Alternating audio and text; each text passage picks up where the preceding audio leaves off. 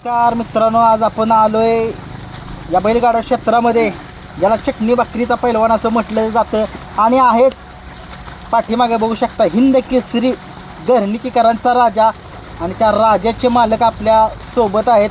नमस्कार बाबा. नमस्कार. काय सांगाल, काय चाललंय? काय नाही बघा, निवांत आहे आता. हां, काय म्हणतोय आपला राजा? राजा काय नाही, राजाचं काय नसतं, एक नाही दोन नाही, राजाला फाडावून नेलं त्याचा राजा उभा राहतो आपला. हां हां हां हां नक्कीच. आपल्याला तुम्ही बघितलं राजाचा इतिहास खूप मोठा आहे, सगळ्या महाराष्ट्राला माहीत आहे आणि सगळ्या महाराष्ट्राला इतिहास सांगितला तर खूप वेळ जाईल आणि डोळ्यात पाणीसुद्धा येतं माणसांच्या की राजा कधीपासून या बैलगाडा क्षेत्रामध्ये किती वय जाता राजा आहे तरी? आता 5 वर्ष 6वं वर्ष लागलंय राजाला. 6व्या वर्षाचा. आणि नक्कीच राजा सगळ्या महाराष्ट्राला या बैलानं दाखवून दिलं, या नंदीनं दाखवून दिलं की तुमचं नाव, तुमचा गर्णिकीचं नाव 13 देशामध्ये पोहोचवलेलं आहे. काय सांगाल राजाबद्दल? आता काय तर त्याच्या पळायच्या आणि त्याच्या हिमतीच्या जोरावर अधिक आमचं कष्ट म्हणजे आम्ही कुठं माघार घेतले नाही एवढं आमचं आहे. आणि मग त्याची ती कृपा आहे. त्याच्या हिमतीनं त्याच्या जिद्दीनं त्यानं करून दाखवलं. नक्कीच राजाला तुम्ही म्हणजे आपल्या घरच्याच गायचं आहे ना? घरच्या. नक्कीच. काय थोडंसं राजाबद्दल थोडासा इतिहास सांगा. अगोदर तुम्ही मुलाखती खूप दिलेत पण सांगा इतिहास जरा. आता काय राजा कसा दिसत होता, आता काय ते फोटो सुद्धा नाही तर कोणी फुकाट ने म्हणत होतो मी, तरी कोणी फुकाट नेला नाही असा राजा होता पहिला. बर. आणि त्या राजाचा त्यो असा झालाय राजा. आता तुम्ही राजासाठी काय काय केले तेवढं ते सांगा, सगळं द्या. आता काय राजासाठी आम्ही काय दारात ठेवलंय का तेव्हा? मेंढरा सकट शेवटी मस होती, मस सुद्धा ट्रॅक्टरचं डबल साहित्य होतं समजा इकलं आम्ही. वाहनं होती दारात, वाहनं सुद्धा ठेवले नाही ते आम्ही राजासाठी. तसा लय आपलं म्हणजे आपण त्याग जास्त केलाय आणि सर्वात पेक्षा जास्त दिवस आपण वायदेव बैल पळवलाय. आपण जास्त दिवस म्हणजे जवळजवळ 2 वर्ष आपण वायदेव पळवलाय, म्हणजे वायदे देऊनच पळवलाय बैल आपण. वायदी देऊन तुम्ही 2 वर्ष पळवला. हो, तो संघर्ष खूप मोठा होता. हो, लय मोठा संघर्ष. काय सांगाल त्या संघर्षाबद्दल? आता काय आमची जिद्द एकच, हा, एकदाशी वर पोचायची एवढीच जिद्द होती आमची. आपल्याला गुलाल गुलाल मेन गोलाल एकदाशी जायचंच तवर, हा, एवढीच जिद्द आमची. पैसे किती बी जाऊ द्या, शेवटी आम्ही 3 एकरी काय काढली होती समधी दारातली संपल्यावर ना. बर. तवर राजा वर निघाल्यावर मग ती बंद केली काय. काय किती त्या राजा एवढं प्रेम? मग प्रेम आमची जिद्दच होती ती की वर एकदाशी जायचं म्हणजे जायचं, टॉप मध्ये खेळायचं तर खेळायचंच. बरोबर आहे. या क्षेत्राचा नाद तुम्हाला कधीपासून लागला? या राजापासून. राजाच्या अगोदर ते एक होता बैल, ते हाय अजून त्यो. त्या बैलापासून म्हणजे असेच पोरं इथली जायची, मग ती खोंड आपलं ती बी घरचंच आहे. मग समधी जाते म्हणलं आम्हाला वाटायचं की आपलं न्यावं. मग त्या बैलावर नाद लागला आणि पुन्हा राजा जसा पळायला लागला तसा भरपूर नाद लागला आम्हाला. बरोबर आहे. हो, नाहीतर अगोदर आम्ही नाही, बघायचीच भूमिका आमची अगोदर. आम्ही म्हणजे पळवायची बैल ही नाद नव्हता, बघायचं जाऊन फायनल जवळ आसपास असलं का आपलं जायचं बघायचं.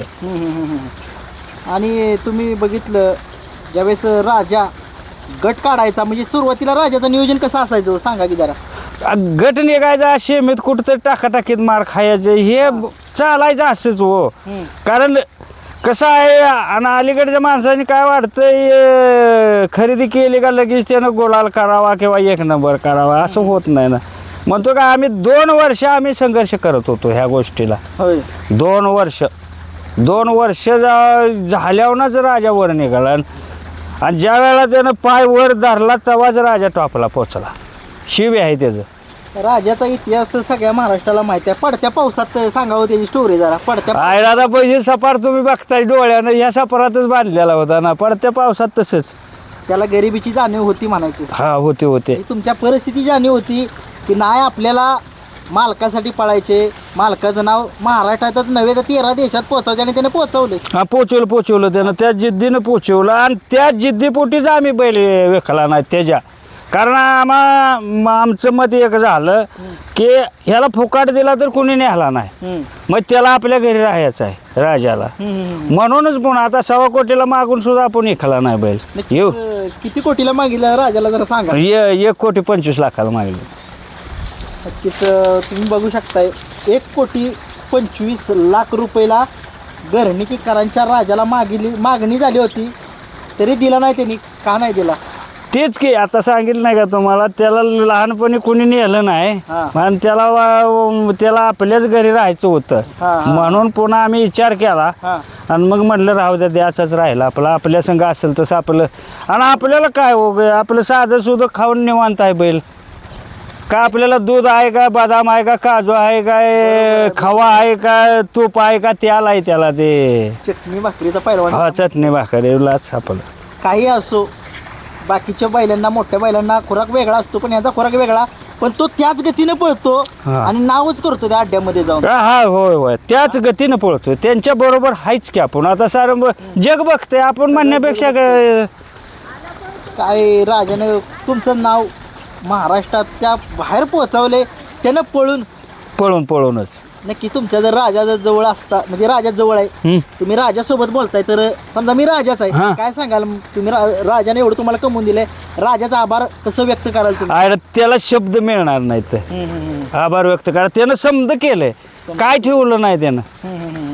कारण तुम्ही इतिहास राजाचा समजा समालोचकापासून जरी ऐकला तरी समजा समालोचक सुद्धा सांगतील राजा काय चीज आहे ते. आपल्या युट्यूब फॅमिलीमध्ये राजाचं खूप फॅन आहे. त्यांनी सांगितलं की तुम्ही काही करा, राजाची मुलाखत घ्या, राजाची मुलाखत. खूप डोळ्यातनं पाणी येतं ज्यावेळेस राजासुद्धा ज्यावेळेस अड्ड्यामध्ये जातो, ज्यावेळेस राजाचा पराभव होतो, लोकांच्या डोळ्यामध्ये पाणी असतं. त्या फॅन्सला काय सांगाल तुम्ही?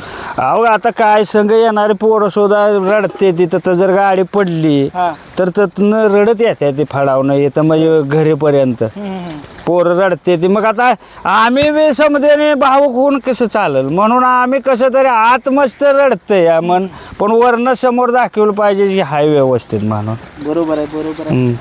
तुमचं पुशेगावचं नियोजन कसं झालं होतं? हिंद केसरीच्या मैदानात ज्यावेळेस राजा हिंद केसरी झाला होता त्यावेळेस नियोजन महान भारत केसरी कॉलेजच्या हरण्या, तुम्हाला माहिती आहे 700 बैल आपल्या घरणीकीच्या राजासोबत. महान भारत केसरी पुन्हा झाला देव. पण त्याच्यासोबत ज्यावेळेस पुशेगावमध्ये पळणार होता कसं नियोजन झालं होतं? ते अगोदर गाडी आम्ही मायनीला पळवली होती, म्हणजे पहिल्यांदा. मला वाटतं एक 15-20 दिवस अगोदर असेल मैदान ते. आणि त्या मैदानात पायरा झाला होता आणि तर 1 नंबर केला. गाडी चांगली पळाली. ड्रायव्हर बी म्हणला गाडी पळते चांगली, गाय पुशेगावला हाणायला हरकत नाही गाडी. आणि पुन्हा काय झालं होतं, आमचा पायरा दुसरा झाला होता. त्या पायरा त्यानं आणि ह्यांचा पायरा 622चा बी दुसरा झाला होता. आता बघा तुम्हाला मी उघड सांगतो. आणि आमच्या पैरकऱ्यानं 8 तारखेला मैदान होतं, 5 तारखेला संध्याकाळी आमचा पायरा तोडला. त्यावेळेस बेकार वाटला असेल. आता काय बेकार, मग पोरांनी ह्यानाशनी फोन लावला फुलोरे साहेबांनी. मग फुलोरे साहेब काय म्हणलं, अर्धा तास मला वेळ द्या. आणि अर्ध्या तासात त्यांनी त्यांच्या पैरकऱ्याला दुसरा पायरा दिला करून, आणि मी म्हणला राजाभर पळायलो इथं पुशेगावला. हे बघा आहे पुशेगावचा. ज्यावेळेस तुम्ही गट काढला, काय तुम्हाला वाटत होतं की राजाने आज गट काढलाय, वाटते का गुलाल हाय आज 100%? त्यावेळेस काय वाटत होतं तुम्हाला? कारण गुलाल वाटत होता की, पण आदल्या वर्षीच काय झालं होतं, राजा होतं आदती एवढं बारकं होतं नुसतं. त्या वर्षी आमचा ड्रायव्हर उभा राहून शेमीला आला होता बघा. आणि कडेने पळत होता राजा. अजून एवढी माणसाचा पुशेगावला येते का ना, 1 नंबर चाकोरीनं त्यानं शेमी काढली होती राजानं. हो बघितले सगळ्यांनी, बघितलंय का? आणि पुन्हा पुशेगाववाली काय म्हणली, त्यांची कोणाची गाडी 1 जणा सोडायची राहिली होती. मग ती म्हणली येऊ शेमी उद्या सोडूया. मग आम्ही काय गेलो ना, आपलं खोंड बारकर रोज पळवायचं, आपल्याला एवढं कशाला पाहिजे. मग आम्ही नाही दुसऱ्या दिवशी गेलो. आणि मग त्याच्या दुसऱ्या वर्षी त्यानं राजानं 1 नंबर केला बघा. तो पुशेगावचा आनंद काय होता तुमचा नक्की? ज्यावेळेस गुलाल पडला राजाच्या अंगावर, 1 नंबर केला, तुम्ही डोळ्यात तुमच्या पाणी आलंच असणार, येणारच नाही, साहजिकच आहे, येणारच.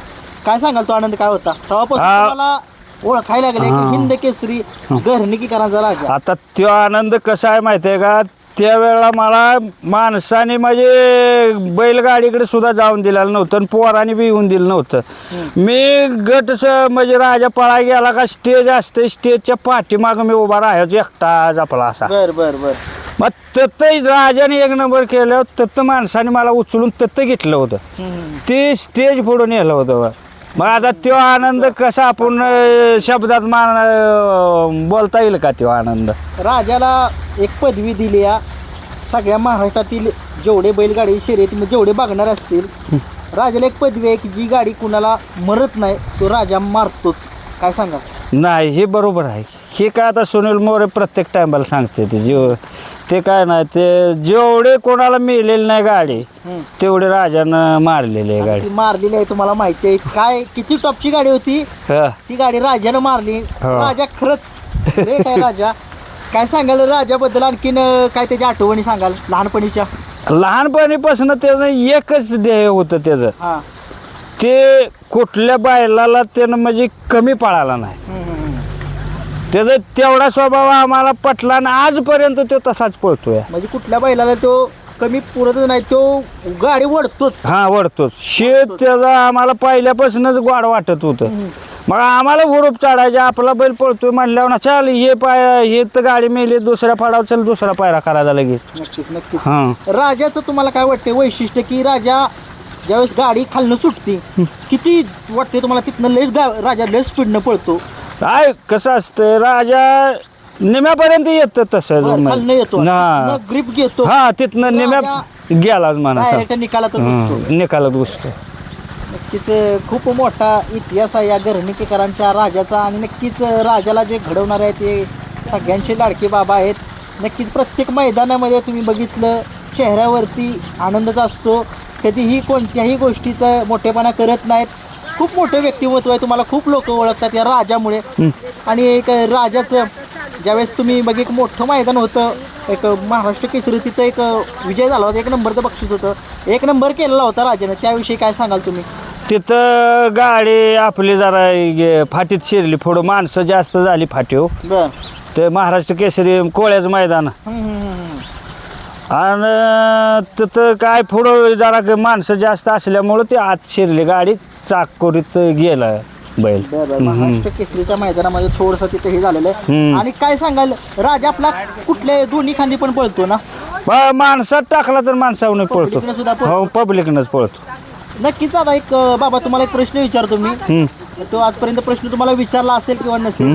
राजा मुंबईच्या बिंदूरला कधी नाही दिसणार का. नाही दिसू शकत, कारण कसं आहे ज्या वेळा आपण वर आलो त्यावेळेला 3 पायावर राजा आला, मग वाहतूक लांब पडते ना. बर बर बर. त्यामुळं आपण मुंबईला पोचू शकत नाही. कारण आपण कसं आहे अलीकड मैदान आपण 100 किलोमीटरच्या आतच खेळतो. पुण्याला सुद्धा आपण येत नाही. बघा तुम्ही पुण्याला जर गेलोय का तेव्हा नाही जात. त्याच्या पायामुळं कसं होतं त्याला ताप होतोय मग येताना. गाडीत उभा राहून का नाही. आता पुण्याला जायचं म्हटलं तर 5-6 तास उभा राहायला लागते. मग सकाळचं 5-6 तास उभा राहून दिवसभर पळायचं आणि संध्याकाळी 5-6 तास म्हणलं का बैलाला म्हणजे ताप होतोय. बरोबर आहे. म्हणून आम्ही लांब कुठं जातच नाही. नक्कीच. राजा आपल्याला बिनजोडमध्ये कधीच नाही दिसला मुंबईच्या.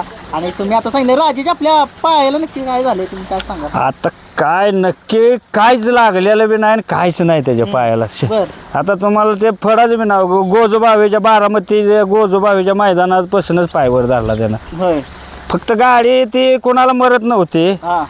सलग मला वाटतं 13 मैदान 1 नंबरचा मानकरी होता तो. हा ती गाडी त्यानं मारली शेमेला. फक्त आपल्याला तर काय झालं शेपूट चावला म्हणून गाडी दिली नाही.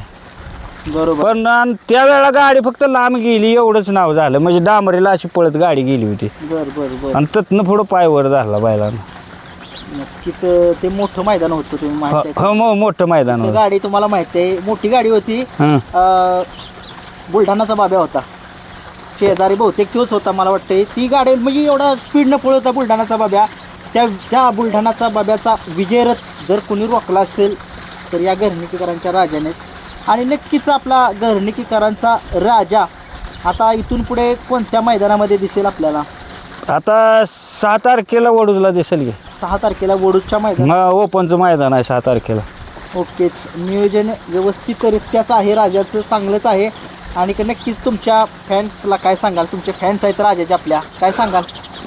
कसं आहे 4 दिवस असूच असते तर फॅन्स लोकांनी माहिती बी आहे आपली परिस्थिती बी 4 दिवस असूच असते तर 4 दिवस सोनं शुभेच्छा असतात, बरोबर काय दिवस आपल्याला बघावं लागतं, काय दिवस सुख येतं. बरोबर. तर इथं डगमगायचं नाही आणि पराभव झाला म्हणून खचून बी जायचं नाही आणि विजय झाला म्हणून उन्मात बी करायचा नाही. बरोबर आहे, हे आपलं पहिलं ब्रीद वाक्य आहे. बरोबर आहे.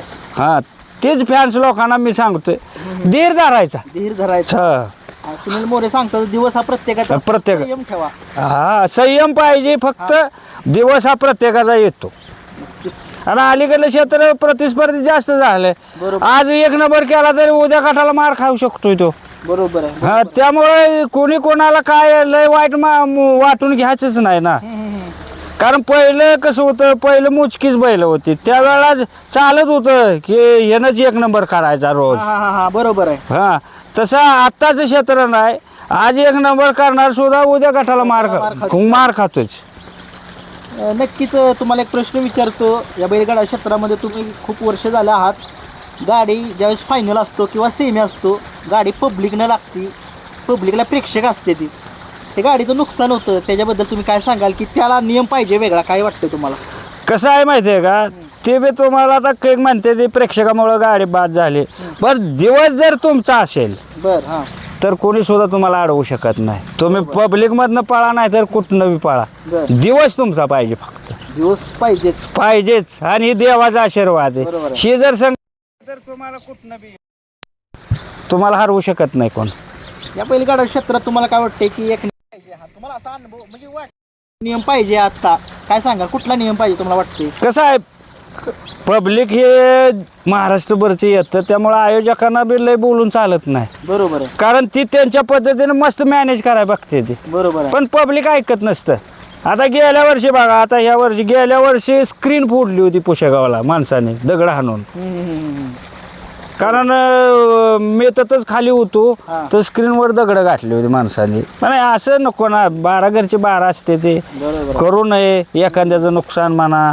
आणि कसं असते, पब्लिक का जास्त येतं म्हणजे कडच्या गाडीला, ज्या वेळेला त्यांचा चाहता बैल असेल, म्हणजे प्रिय बैल, प्रिय बैल, बरोबर. हा त्यावेळेला ती पब्लिक जास्त येतं. तिथे मुद्दाम तिथे गर्दी करणार, गर्दी होतीच, गर्दी होतीच बैलासाठी. बैल कसा पळतोय, म्हणजे जरी मार खाल्ला त्यानं तरी त्यानं वाटून घ्यायचं नाही वाईट, की आपली माणसं आहे ती, फॅन्स माणसं आहे ती. बरोबर. बरोबर. पण त्या बैलवाल्यानं म्हणायचं नाही की बाबा माणसामुळं माझी गाडी बाद झाली.